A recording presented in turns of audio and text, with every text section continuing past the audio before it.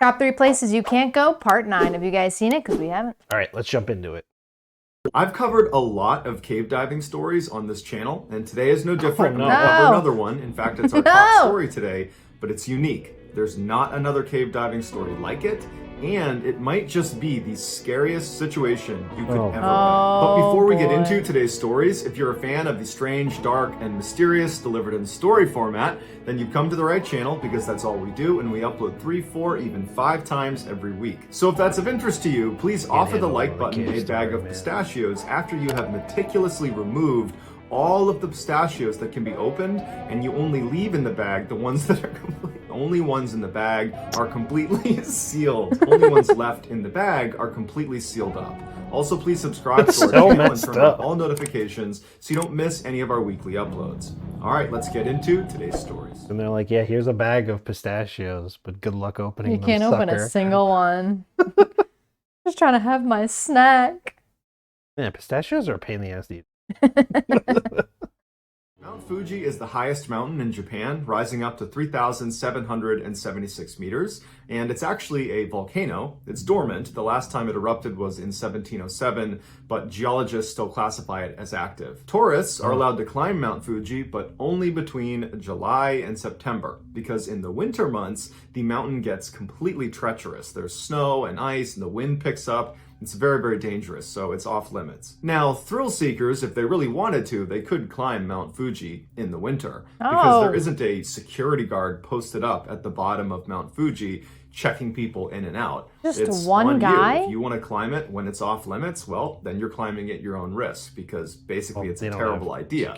But if you have the right equipment and you have all the right training, it is doable. One thrill seeker, a 47-year-old named Tetsu, decided he wanted to hike Mount Fuji in the winter of 2019. He wanted to live stream his entire journey to the summit. Now, Tetsu might have been a thrill seeker, but he certainly wasn't a mountain climber. He did not have the experience, nor did he have any of the equipment necessary for a climb up Mount Fuji in the winter. Wearing only street clothes and carrying nothing more than climbing poles and his smartphone, he turned on his live stream and he began hiking up the Shubashiri Trail. Viewers began tuning in as Tetsu happily made his way up this ash-covered trail, and then the ash turned into light snow, and then light snow turned into really heavy snow and ice and wind, and then Tetsu began complaining about how cold he was and how he couldn't feel his hands, and his viewers are egging him on to, keep going, keep pushing through it, and probably because of the pressure he felt from his viewers, he kept going when really this would have been the moment to turn around. When you're realizing that you don't have the right equipment and it's getting really cold and you're probably not even halfway up, that's the time to turn around.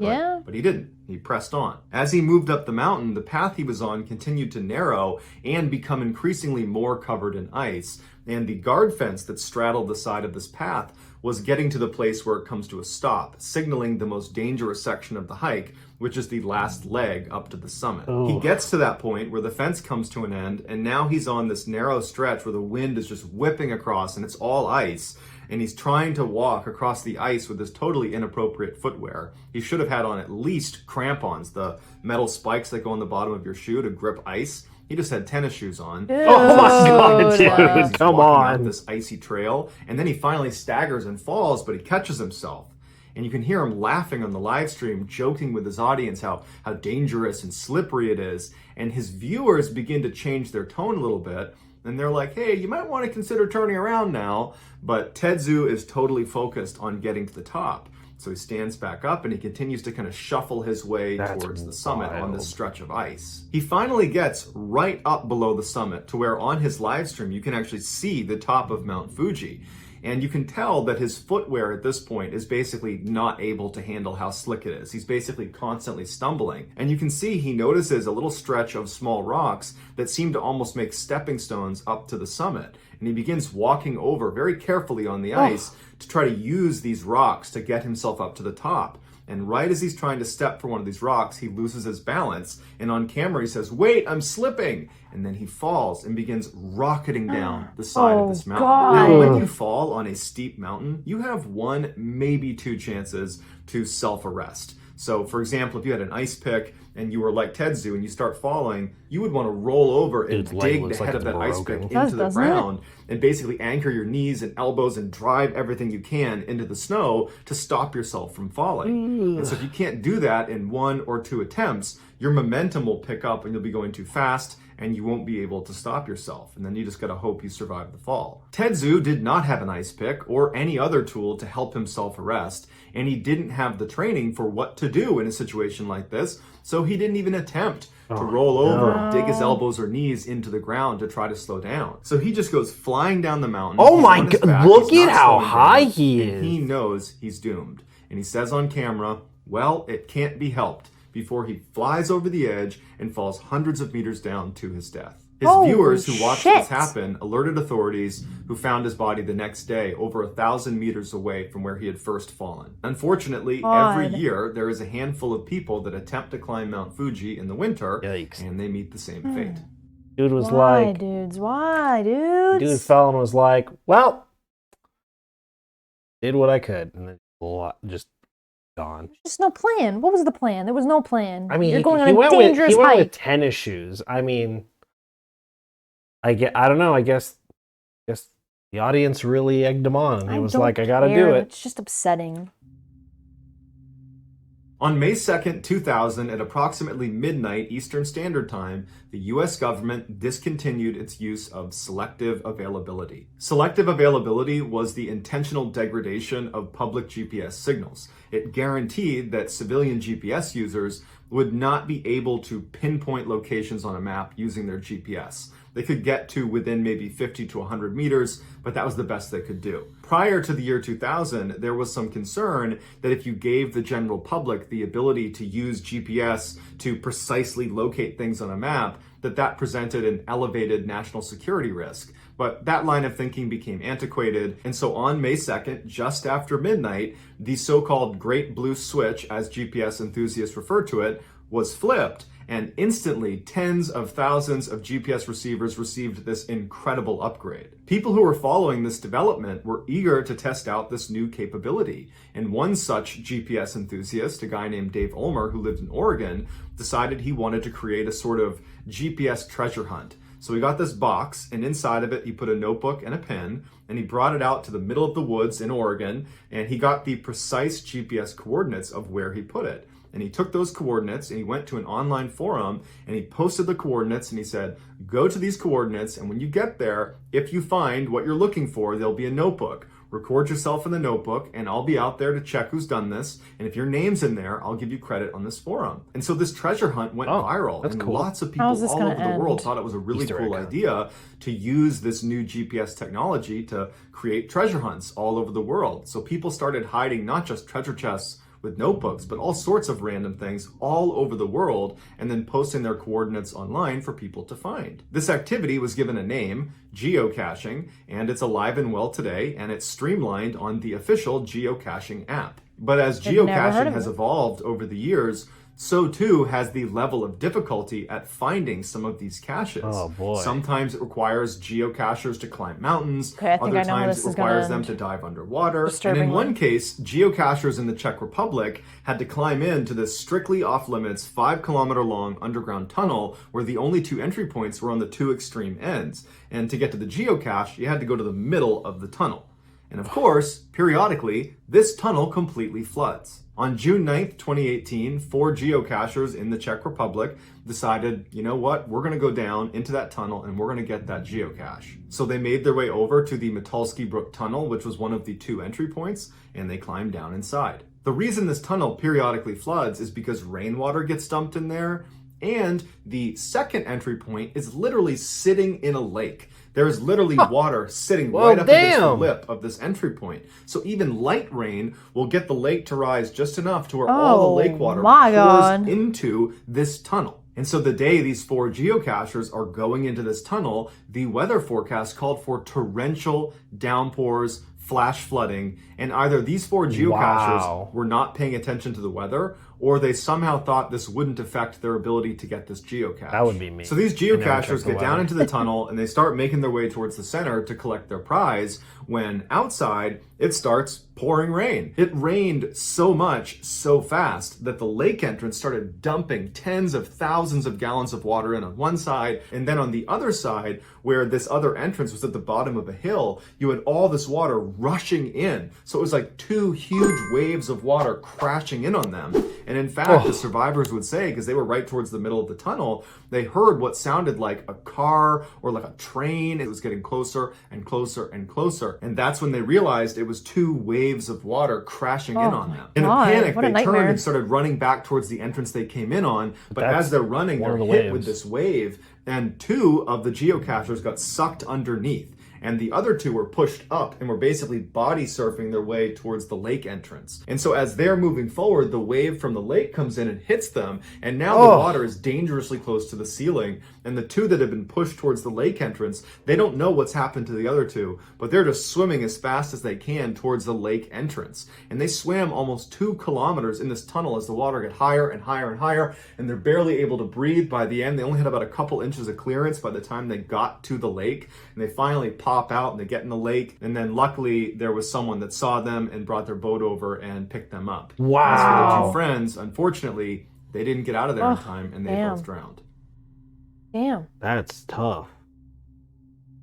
There's an island off the coast of Croatia called Šolta, only 19 kilometers long by 5 kilometers wide. This tiny island is a short ferry ride and an ideal day trip from Split, which is Croatia's 2nd biggest city. It's a hilly island with these beautiful pebble beaches and absolutely crystal clear water. It's a very popular tourist destination that's actually famous for its honey, as well as an underwater cave that kills virtually everyone who goes inside. On September 10th, 2002, 31-year-old Miroslav Kuklis was enjoying a vacation with friends on Šolta Island. It was a little after 8:30 in the evening when one of his friends suggested they go scuba diving. Because of its beautiful clear waters, Šolta Island is a very popular scuba diving destination. And so as such, scuba diving takes place really at all hours around Šolta Island, but the vast majority of it takes place in these safe little alcoves where it's not very deep and you can see fish and wildlife and it's very controlled. But Miroslav and his friends didn't want to do regular scuba diving. Of course they not. wanted to check out the underwater cave they had heard about just south of Šolta Island in Poganica Bay. They had heard this cave was extremely dangerous and only expert divers were allowed to go in there. And even though they were not expert divers, they were barely novice divers, they thought, you know what, how bad can it be? Let's go check it out for ourselves. So they convinced one of the boat drivers to drive them out to the area in Poganica Bay that sat over where this cave entrance was. And so they put on their gear, they hop in his boat, they drive out, they jump in the water, and sure enough, right below the surface, about 10 meters down, is this hole on the sea floor. And that is the single entrance into this cave. When you go in this hole, you have to go down head first because it's so tight. And once you go down about 10 meters, you reach this junction where to one side, it leads to the shallow gallery, which is the space that goes down to 36 meters, and there's no other caves or entrances or anything off of it. It's just kind of like a chasm inside of the cave. From the junction, if you go the other way, it brings you to the deep gallery, which is just a bigger version of the shallow gallery, and it goes down to 57 meters. Inside of the deep gallery, however, at the very top on the ceiling, there is a very thin air pocket. Now, there's a few reasons why this cave is so dangerous, beyond just being an underwater cave, which in and of itself is quite dangerous. The first one is the visibility inside of the cave is basically zero. The only light that comes in is through that single entrance that leads to that junction, but the light doesn't make it past the junction into the 2 galleries. So it is truly pitch black inside of those 2 galleries. You also have all this silt that's caked to the inside of the cave. So as soon as you get in there, your flippers and your movement, it kicks the silt off the wall and muddies the water around you to where even if you had a flashlight, it's like driving in fog. The lights only pick up the fog right in front of you. You can't see beyond the fog. Well, in a tunnel, you shine your light on silt and you're just gonna see the silt, not beyond it. So basically going into this cave, you're gonna be blindfolded. Another significant danger of being inside of this cave is after you've gone down to your respective gallery, whether it's the shallow or the deep gallery,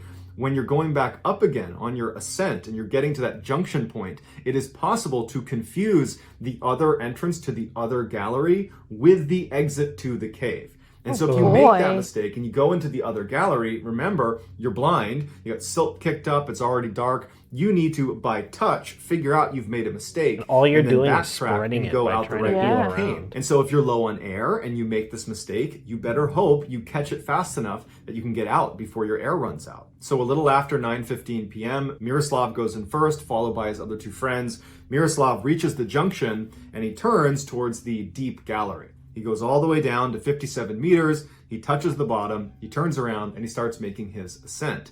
On the way up, he gets to the junction, and he makes the critical mistake of going into the shallow gallery, believing that is the exit to the cave. He probably got in there, bumped his head, started feeling around, he's kicking up silt, he's starting to panic, he's looking for the way out again. He finds the exit to the junction, but instead of taking the exit out of the cave, he makes the same mistake again. Oh, no! Deep gallery. And now he's in the deep gallery, he's feeling around, he's running low on air, and based on his dive computer, he was fumbling around in there for quite some time.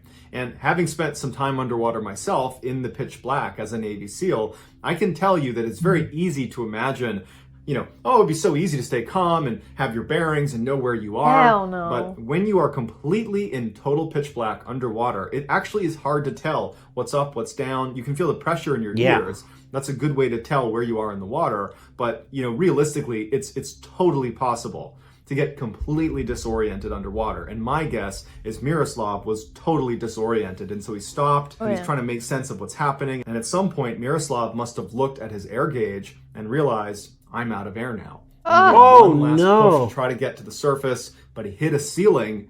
And that's when he realized, based on maybe the touch and feel, maybe he took his gloves off and he was feeling around, he felt that he was in the air pocket, that thin amount of air that sat right at the top of the deep gallery. He must have realized at this point that there was so little air down here that he probably only had maybe a few minutes that he could be down here breathing before he was going to drown.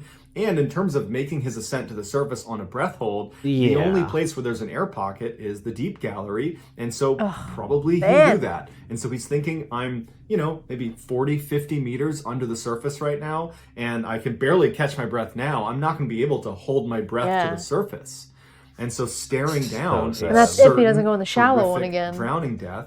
He pulled out his dive knife and he plunged it into his heart. And when they did his autopsy later, it would show he did not drown. He died because he had a knife in his heart. Back on the surface, the other two divers had gotten out successfully, and they're in the boat and they're waiting for Miroslav. But after over an hour went by and he hadn't surfaced, they contacted the police. The police show up and they send two special divers down into the cave to look for Miroslav. One of those divers was a 25-year-old named Oliver Marich.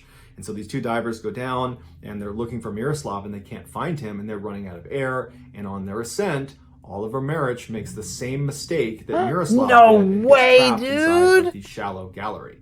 The other diver initially made that mistake but managed to get out again. But Oliver went back and forth between the deep and the shallow gallery until he too drowned in that cave. It would take 3 days for the police to find and remove Miroslav and Oliver from this cave. Wow. To this day, the police warn divers not to go in this cave unless they're experienced enough to be going in there. But year after year, inexperienced divers try their luck inside of this cave, and they make that same mistake. They get trapped and they die. So that's going to do it, guys. If you found the secret in today's episode, let us know in the comments. We have not heard that one yet, where someone just kept making the same mistake. No, killed themselves instead of drowning. Oh, I mean, that's hardcore. Yeah. That dude was like, I will not deal with however painful it is to drown. Yeah. So I'm going to take it into my own hands. That's a crazy decision I have to make. That I just have no words. It's just like, these people, there's no plan. You're going to do something dangerous, have a plan. I mean, sometimes it's unexpected, but both the mountain climbing story and this diving story, it's just like, how bad could it be?